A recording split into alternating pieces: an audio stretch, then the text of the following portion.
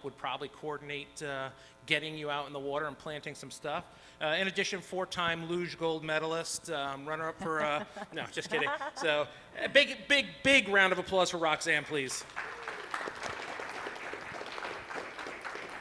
Thank you so much, everyone, for being here. Thank you, Richard and Waterbox, for setting this up and for choosing us as the recipient of the donations that you guys have been generously making. Thank you so much. As I said, I'm Roxanne. I'm the one who organizes all of the in-water education as part of the education department. And I grew up, actually, in Miami. And some of my earliest memories are of snorkeling at Penny Camp State Park and of learning to scuba dive down here. And that was when I was about 10 years old. So for the better part of 30 years, I've been in the waters of the Florida Keys and internationally. And unfortunately, in those 30 years, I've watched a lot of the reef disappear in front of my eyes, and that's been really, really hard. So I wanted to be a marine biologist, and that's the path I went down. And about midway through my graduate degree, I realized that I wasn't going to be a scientist. And that was really rough for a lot of different reasons. So I finished with my master's degree in coral biology, became a dive instructor, and then moved to this tiny rock in the middle of nowhere, Caribbean, called Little Cayman, that had a year-round population of 150 people. And I lived there for 6 years. And even the reefs there in this super isolated area were also degrading. So I came back here to work for Coral Restoration Foundation. Now let's talk about restoration. Let's remember what it is that we're trying to achieve through restoration. And I want you to think about that as we're going through the presentation today. So coral reefs are one of the most biodiverse ecosystems on this planet. In fact, now they're thought to be more biodiverse than some of the rainforests we have on land. And corals have been around for 500 million years. From the Cambrian explosion onwards, they've been around in some form or other, building this incredible ecosystem. But in the last 30 to 100 years, depending on what scientists you talk to, this is what our reefs are turning into. This is what marine biologists call a rubble field, but you can think of it as a coral graveyard, basically. All of these corals that normally branch off and roll around and catch, and they start to grow again, and that's natural, the environment's no longer stable enough for them to be able to do that. So instead, this is what our reefs are starting to look like. Now, coral reefs are critical ecosystems. They have a lot of important functions. They support at least 500 million people around the world. However, they're also vital for a lot of other reasons. They're very important for our fisheries. How many of you come down to Florida to have a hogfish sandwich or a grouper sandwich? Right? Yeah, exactly. Everyone wants one. They're really important for our economy on a basic level of bringing in scuba divers and snorkelers and spear fishermen and people who want to go deep sea fishing. And all of that relies on a healthy coral reef. It also helps protect us from storms. We get hit by hurricanes all the time. And hopefully, instead of having waves crashing on our overseas highway, we'll just get flooded because the reefs absorb the majority of that energy.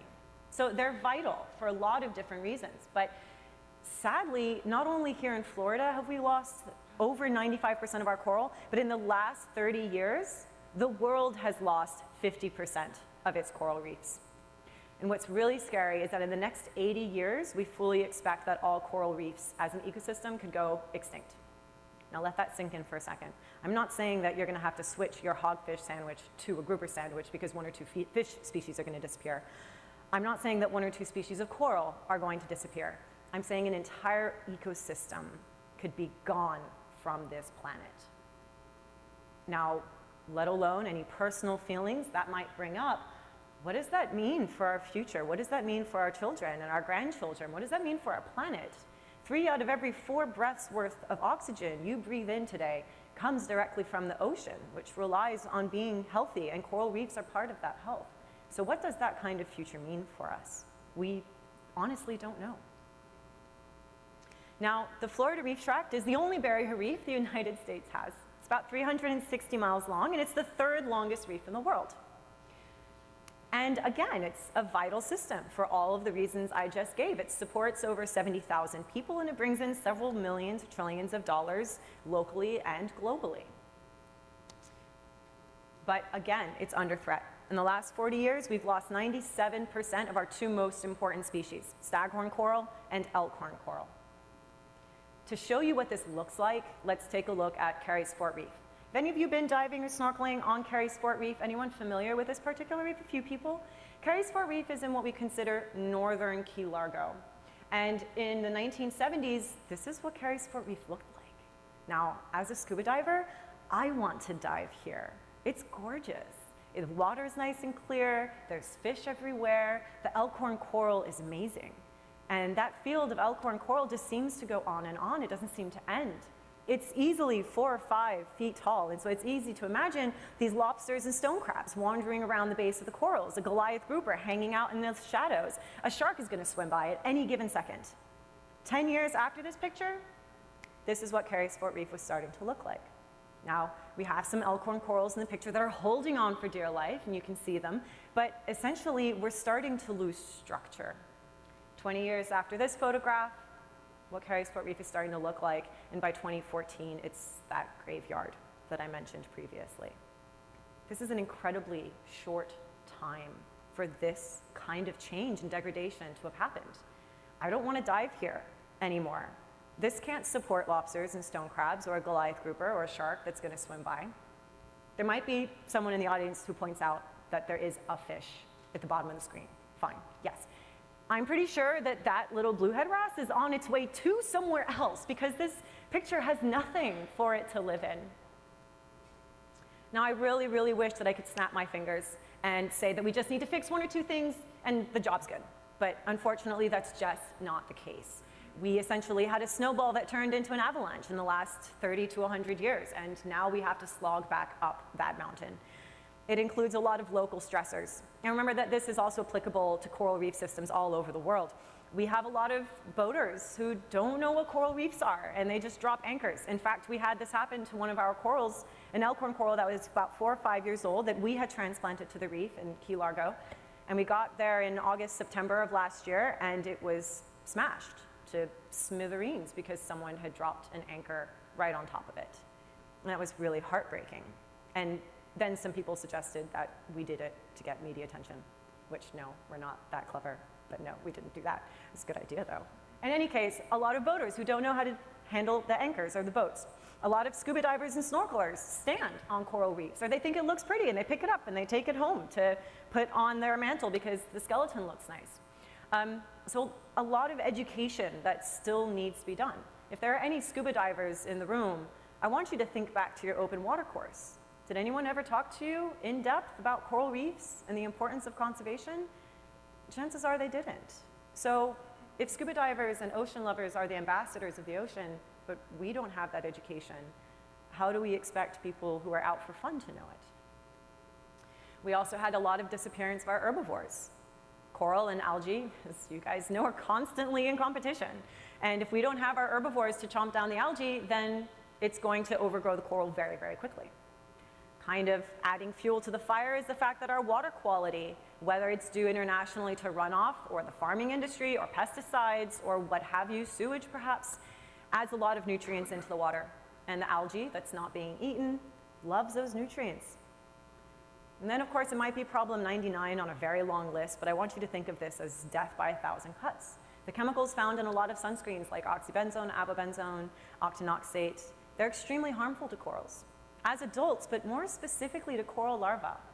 When the corals spawn and they form a fertilized egg, and that turns into a coral larva, that coral larva ultimately has to descend onto the reef, start a skeleton, and start growing. In the larval stage, it's been proven in scientific experiments that the presence of oxybenzone and some of these chemicals induces the growth of the skeleton too quickly. Effectively, imagine your spine just breaking out through your back and entombing you alive. And that's what happens to these coral larvae. Now, the image is really horrible, but it means that we've stopped that method of reproduction. We have no new corals coming back into the system. Now, these are problems that we face every day. We know that corals have been on this planet for 500 million years, and they survived a lot in that time frame. And they survived natural cycles of warming and natural cycles of cooling. But those cycles took place on a scale of hundreds of thousands of years. And we're talking about a scale of 30 years to 100 years. So we have to recognize that our waters are warming. And whether or not you believe in climate change, we have to accept that our waters are warming and that we do play a role in this somewhere in addition to these local stressors. And again, this is a global problem. Here in Florida, we started seeing degradation in the 1970s, and it ended with that picture I showed you in 2014.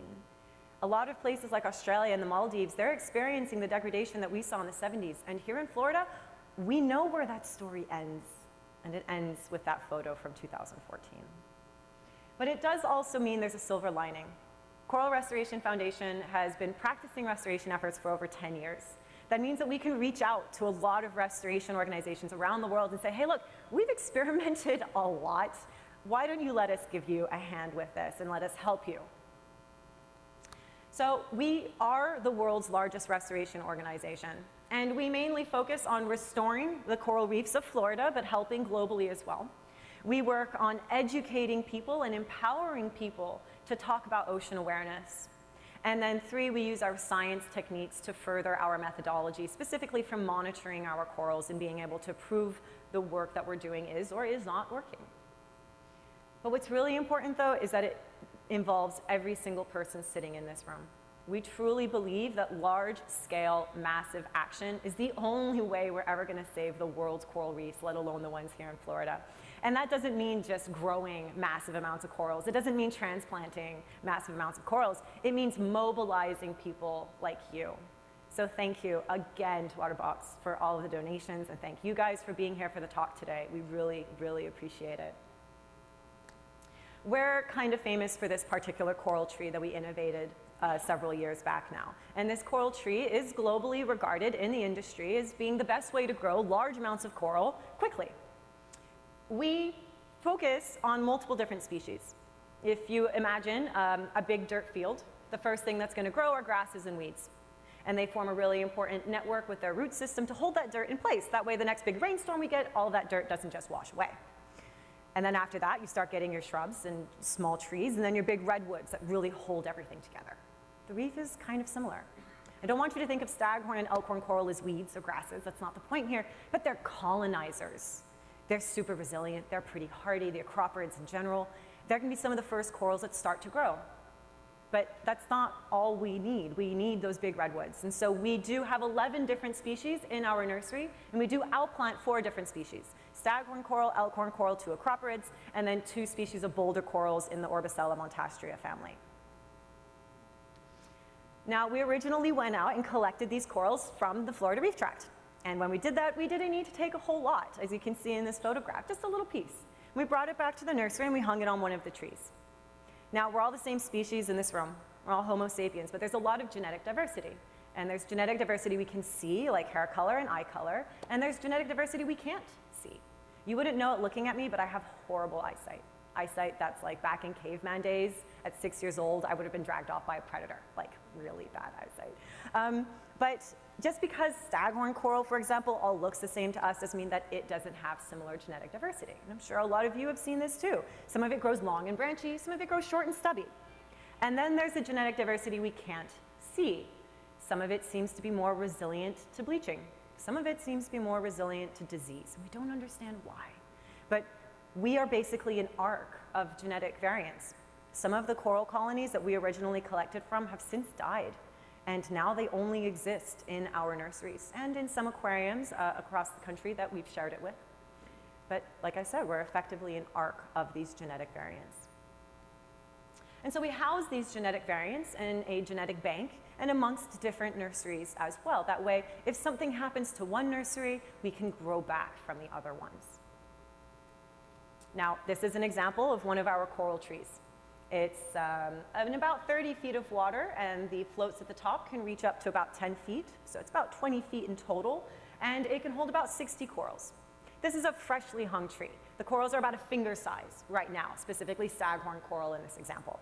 I want you to pick your favorite coral. Mine is the one lower down in the corner. It looks kind of like a foot. It's got little 3 prongs.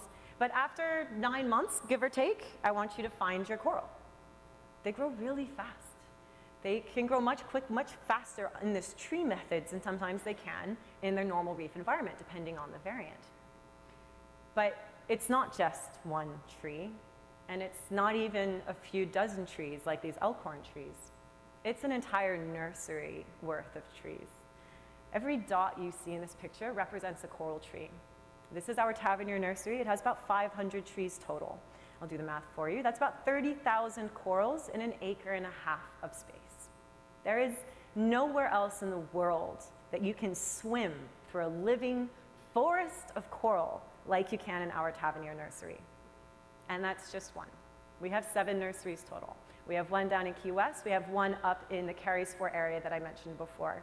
Together, they house about 45,000 corals that can be reef ready every single year. So I already gave that information. So now we need to get these corals from our nursery out and transplanted onto the reef. And again, massive large-scale action here.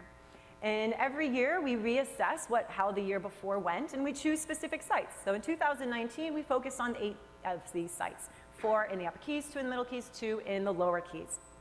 And we would go to the nursery and we would collect our corals. We're very technical, as you see. We put them in some milk crates and put them in tubs of water, and then we drive them to their new reef home. Now that might be 5 minutes away on Pickles Reef. It might be overnight stay on land, and we drive them down to Key West the next day.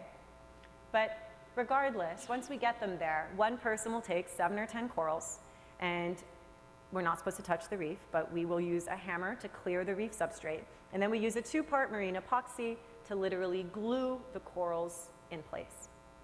Now, again, it's not just one person with 7 or 10 corals, and it's not just a few dozen people with hundreds of corals. It's hundreds of people with thousands of corals. One of our largest events of the year, Coralpalooza, is in honor of World Oceans Day every year. And last year, in 2019, we had 250 people in a 6-hour period outplant over 1,760 corals. That's the kind of difference that we want to make, and even that's not enough for us. In 2019, we outplanted 30,000 corals, and that was the most amount that we'd done so far. Now, you might have noticed that I said that we can grow 45,000 corals a year, and last year we outplanted 30,000.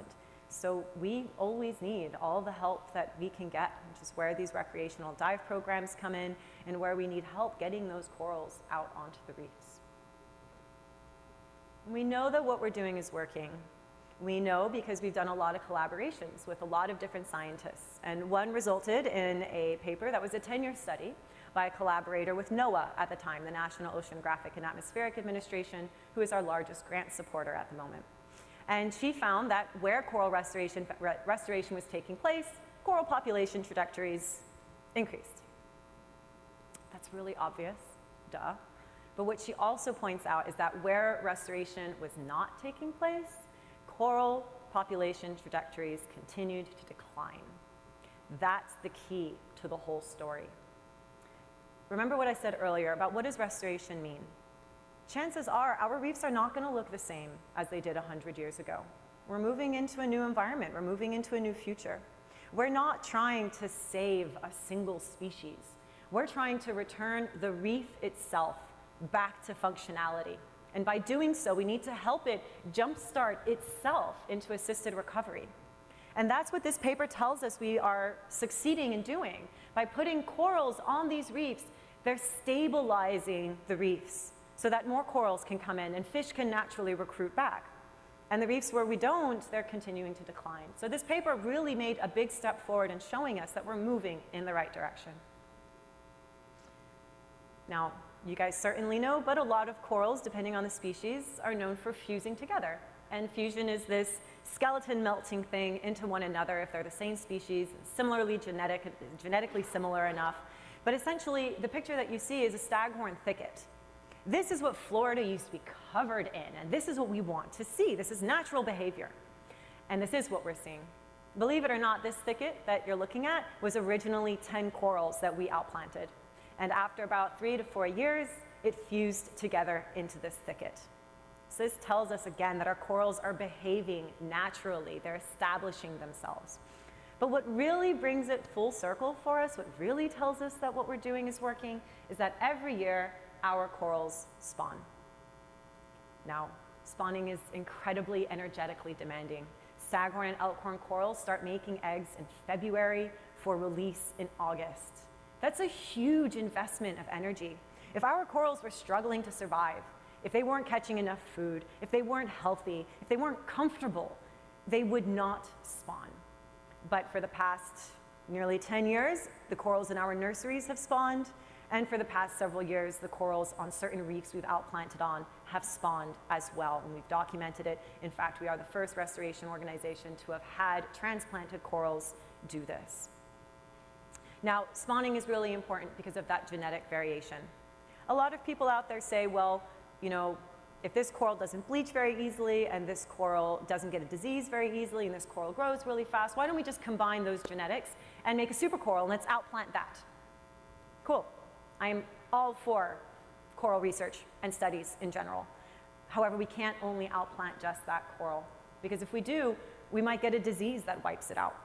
If we know our temperatures are increasing and that coral happens to bleach and then get a disease, that might happen.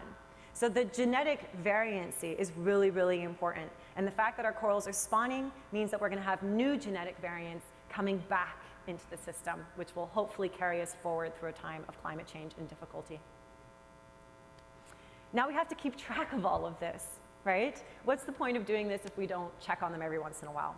So there's two traditional ways of doing it. Well, one traditional way is to grab a scuba tank and a dive buddy and go on a giant scavenger hunt and look for the corals.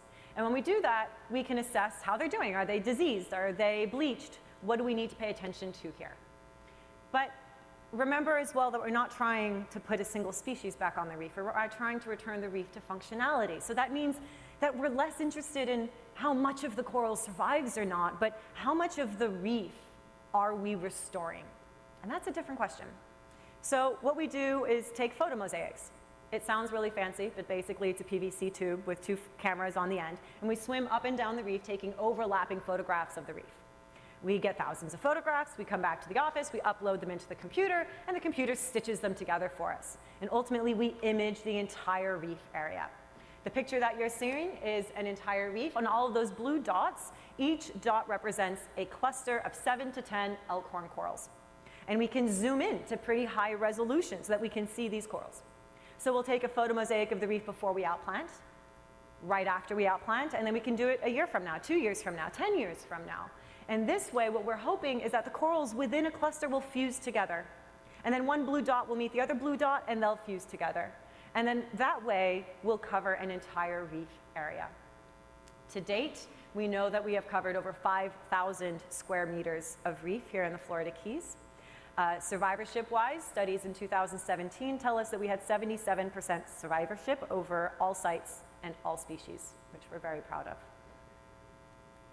So remember those really depressing pictures I showed you from Carey's Fort Reef before? This is Carey's Fort Reef now. This is an elkhorn coral that's about 1 year after being outplanted. But again, it's not just this one coral. It's an entire area of Carey's Fort Reef, about the size of this room, that's covered in elkhorn corals that are about this big now. And they look beautiful, and they're doing wonderfully in that environment. So in July or so, we finally outplanted our 100,000th coral. And like I said, in 2019, we did 30,000 loan. And every year, we're going to continue to increase this. This is a before and after picture of Carey's Fort Reef, a particular outplant site. If you don't believe me, take a close look at the contour of the reef, and you'll see that they do match each other. So these corals aren't struggling to survive. Assisted recovery is possible through restoration, and we're trying to prove that.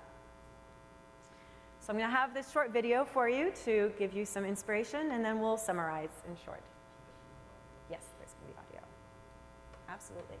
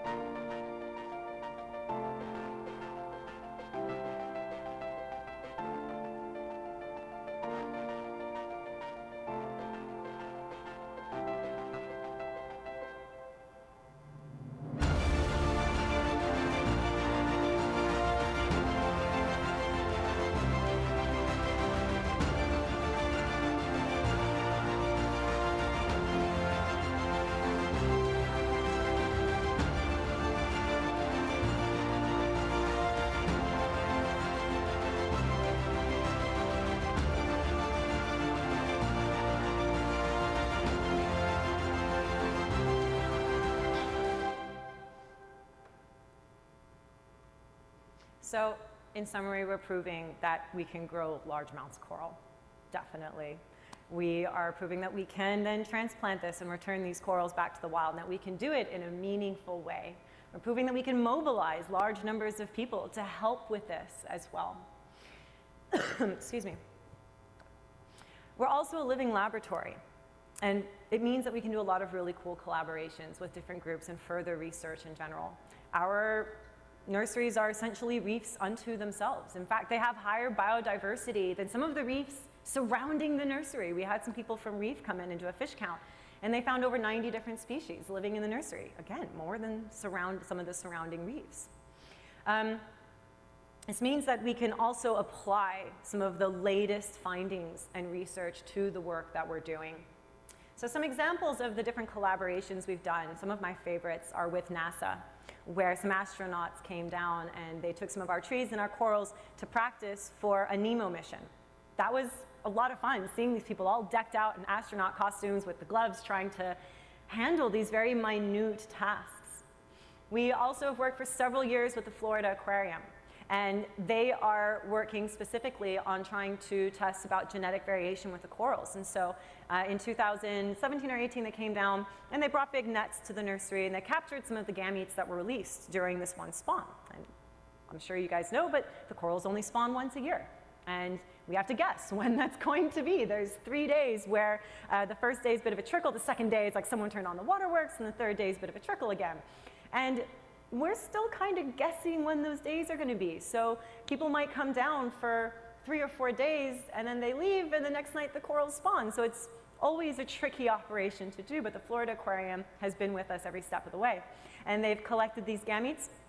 And the second they collect them, they put them in, they get them in a proper storage space, and then they book it back up to Tampa, back to the aquarium. And they have successfully had fertilization. They have successfully had the corals settle out at the aquarium. And in 2018, they had 1,500 newly settled corals from that process. And after a year, they brought them back to our nurseries. We put them in the nursery where they spent 2019 growing even bigger, and then this year we're going to outplant them back to the reef. And we're really excited because that's potentially 1,500 new genetic variants that are now going back out onto the reef. And so this kind of work and collaboration is monumental for us. We also have done a lot of work with different aquariums around the world, around the country, like the Georgia Aquarium and the Living Planet Aquarium, where they send down divers who can really help us work in the nursery and really help us get a lot of work done underwater. So we have a lot of different collaborations.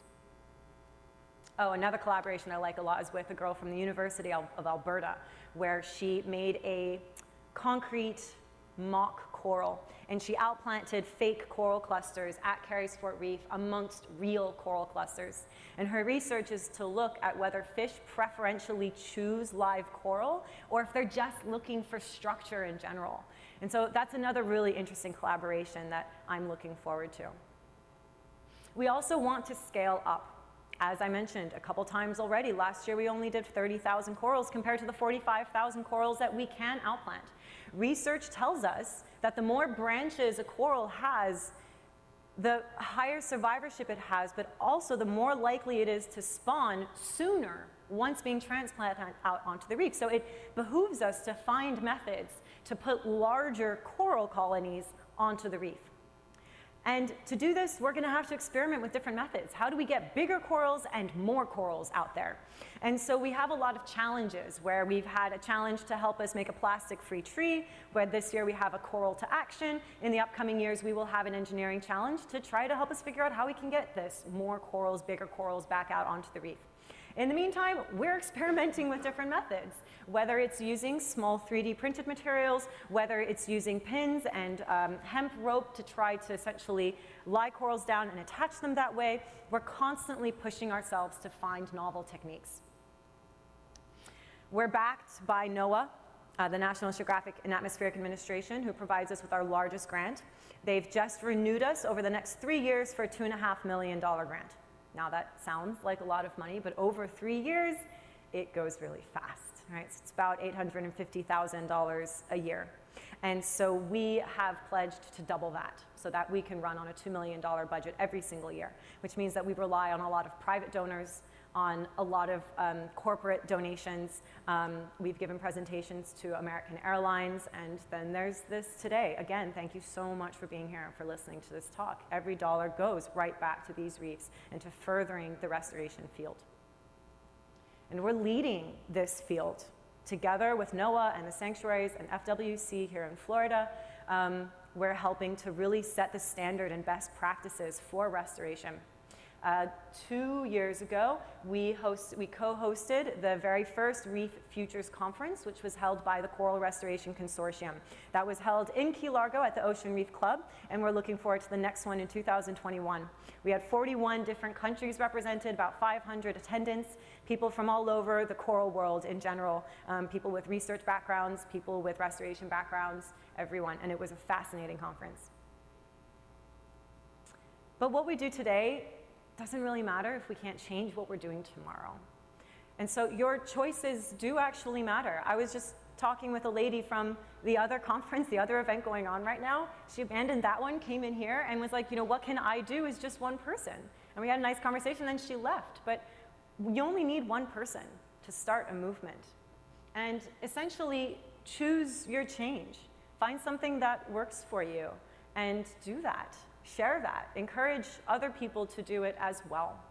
There's 8 billion people on this planet, and to choose a really simple example, what if 8 billion people just said no to a straw? I understand that there are certain health conditions that require someone to use it, and that's fine, of course. But if 8 billion people could say no, that would be a huge amount of plastic that immediately comes right out of the ocean in the future and never makes it in there. So all you need is one person to start that movement. And there's lots of ways to be an ocean steward, and these are just some of them. Personally, I try to make sure that the sunscreens I use are titanium or zinc-based and that they are not oxybenzone. I personally try to compost, which has been a really interesting adventure. I also grow my own lettuce and vegetables so that I can minimize my carbon footprint with vegetables being brought across the country to my grocery store. Personally, if I could buy a Prius, I would totally do it in a heartbeat, but I work for a nonprofit. I can't do that. So I have to find other ways to be able to do that instead. And obviously, working for the Coral Restoration Foundation, that's another way that I try to change the world. So you can help us as well by getting in the field with us. If any of you are scuba divers or snorkelers, our recreational dive programs are a great way to get involved. Scuba divers will have the hands-on experience. Snorkelers can explore from above, but you can join us. You just need an open water certification. I've been diving in the last 2 years. On our website, you can see available programs throughout the year, and you just sign up for one and come help us out plan. If you live in the area or you have some time to spend in the Key Largo area and you want to be a dive volunteer or a land volunteer, we always need all the help that we can get. If you are interested in coming down here and just exploring, we have an app called OK Coral that you can download onto your iOS phone, and you can take pictures of the corals and upload it and share it with people and share that education, again, empowering you to be able to talk about this.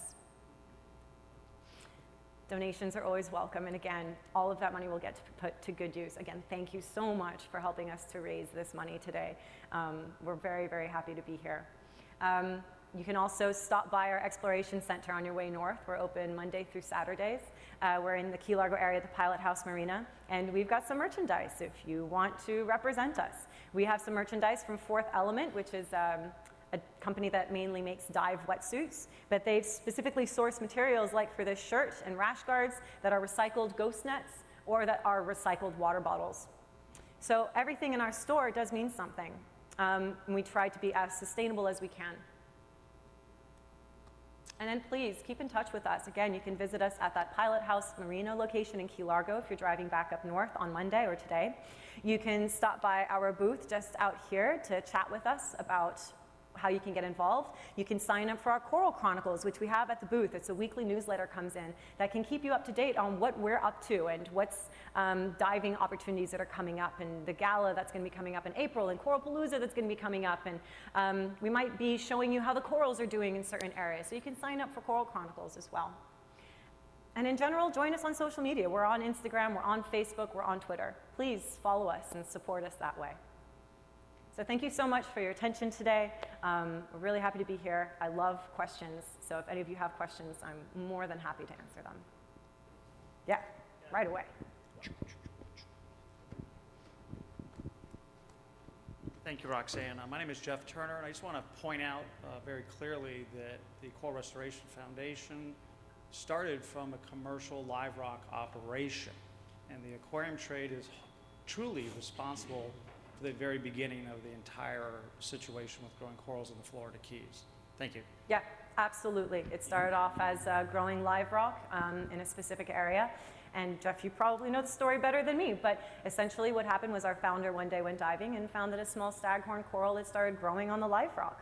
And we, no pun intended, literally grew from there. The coral trees were effectively a 4-H science project by his daughter.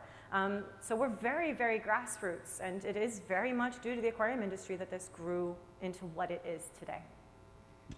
Any more questions? Yep, over here.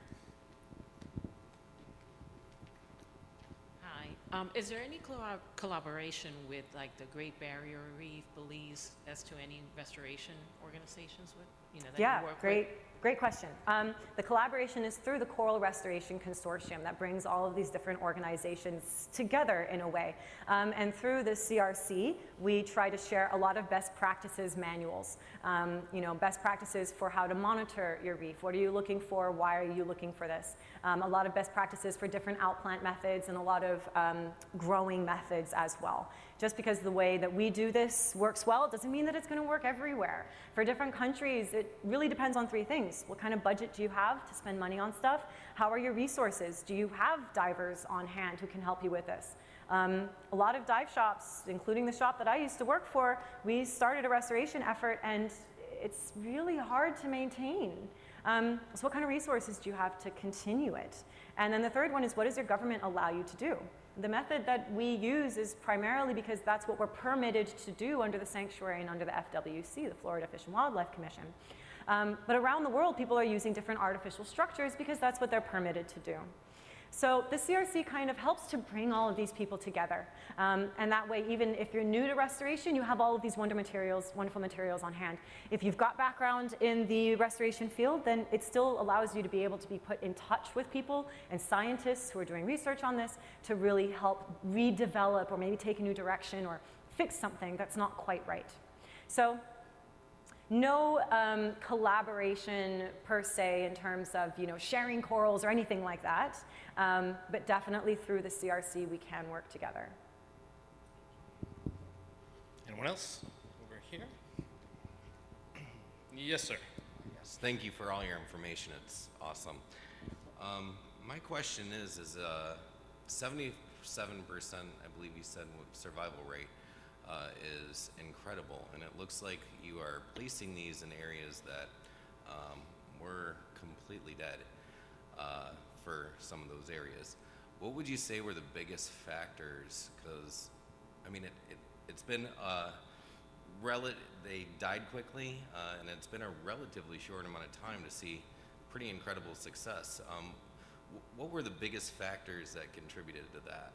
That's a great question and definitely a tricky answer. We did a lot of pilot studies on individual sites. And what sites we've outplanted on has very, very much grown and changed with where our funding comes from. So prior to the NOAA grant, I can't speak too much to how we chose particular sites. But once the NOAA grant was awarded to us in 2016, we did a pilot where we had like 26 or 28 different sites. And then from there, we looked at what did best and moved forward with it. There's definitely been some question in the community about, why aren't we targeting some of the dive sites that are really, really popular, like Molasses Reef. And we have outplanted there in smaller quantities, and the corals maybe just didn't do as well.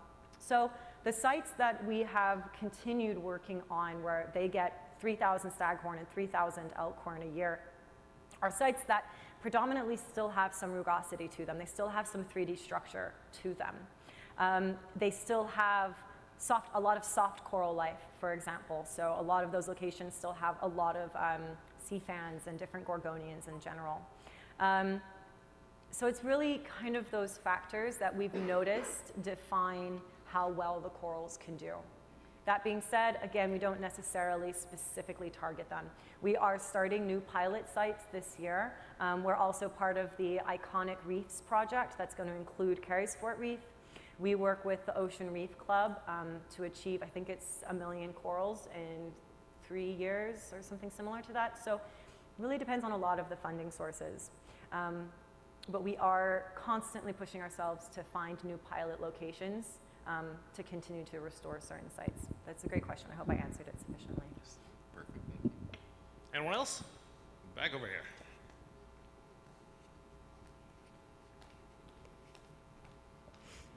Roxanne, so I'm going to give it maybe 8 years ago, we went with Pat and the guys from Ecotech and did plant at molasses. Yes. And at that time, we went back probably a year later and found some of those Acropora eating snails. I don't know the species name.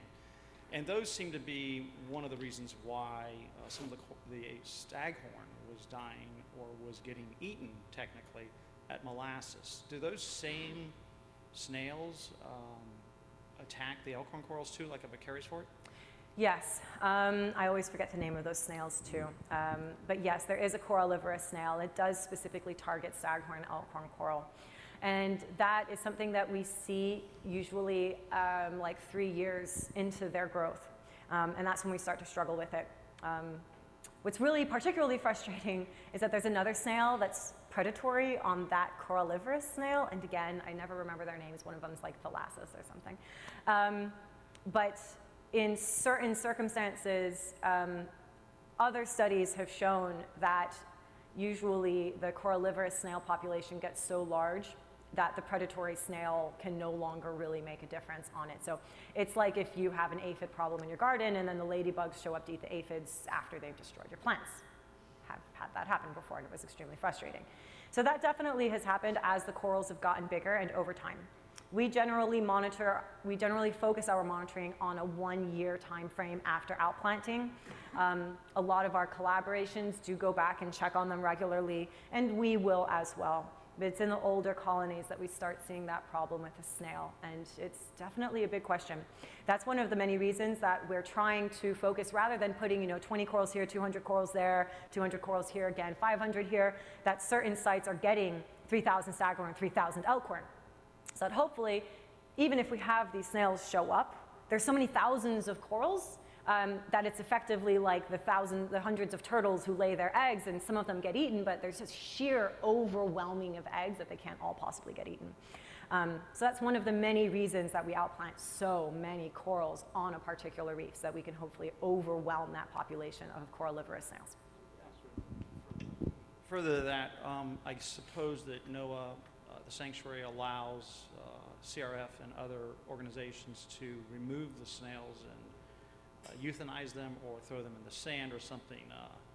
The reality is you got to kill them or they're going to eat the corals. Yep, definitely. So you're allowed to do it, correct? We do. We do have permission. When I mentioned that we do the traditional monitoring technique, we will dispose of the snails. We had a fun collaboration at one point where we were keeping them and putting them in the freezer. Occasionally we'd forget they were there. But yes, so we do have different collaborations as well to do studies on these snails and genetic studies. I'm not quite sure about that particular one. Yes, we do remove them, absolutely. And we hear from the dive community all of the time that they want to learn more about what they can do as well. But staghorn, elkhorn are extremely fragile. They will break very easily if your buoyancy isn't on par. So right now we're trying to figure out how to educate people without encouraging any kind of harm to the coral reefs. But yes, we do actively remove those snails, and we get very upset with them. Yeah. All right, folks, we've got time for one more. Anybody else? Once, twice, anybody? All right, here we go.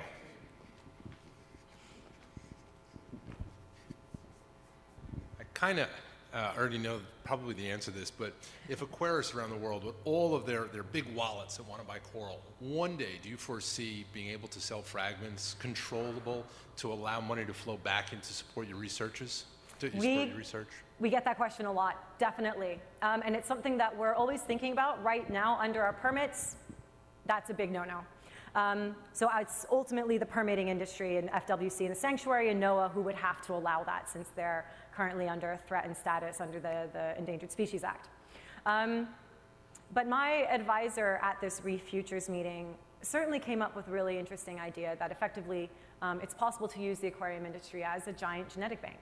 And if it's possible to share these species amongst it, then that serves as a bank that one day we can actually grow back from. So is the question actually, can we share the corals with you, or what's the possibility of the aquarium industry ultimately sharing corals in the future? And getting those corals sequenced and shared, and you guys also hold a massive genetic bank of these corals, and that's a cool thing. So don't know, maybe one day in the future. I don't think it's on the immediate horizon because we want to get these corals reestablished on the reef tract first, probably. It's a good question.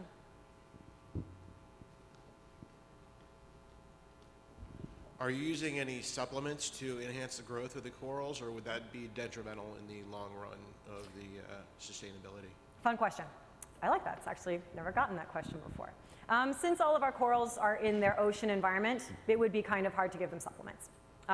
So we pretty much rely on them just being able to handle stuff in the nursery on their own. Now what we do is we do clean the nursery regularly. That's another big activity that we do in the nursery because the trees get overgrown and biofouled with all sorts of stuff, right? Obviously fire coral, lots of macroalgae, sponges and tunicates, bivalves and stuff. And not only will all of that weigh down the tree, but it will ultimately suffocate and overgrow the coral. So we do spend a lot of time cleaning the trees and keeping that area clean in general. There's a lot of fish in the nursery who kind of help us with that job as well. Once the corals are back on the reef, as we were talking about with the snails, it's kind of their responsibility to do their thing. And they're going to have to fight off and defend their own territory. They're going to be facing snails and other coralivorous fish.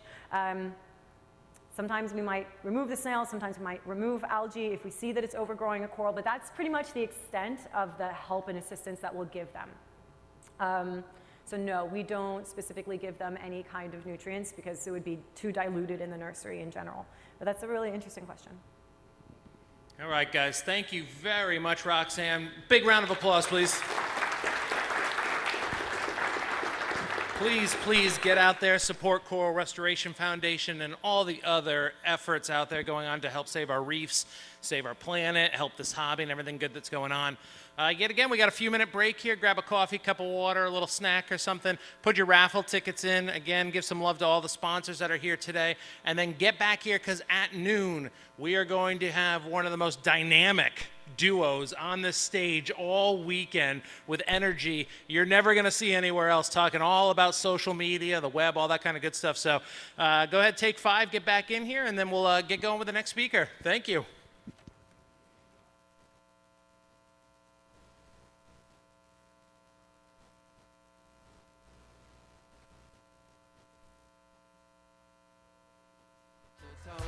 The fireman strolling into town.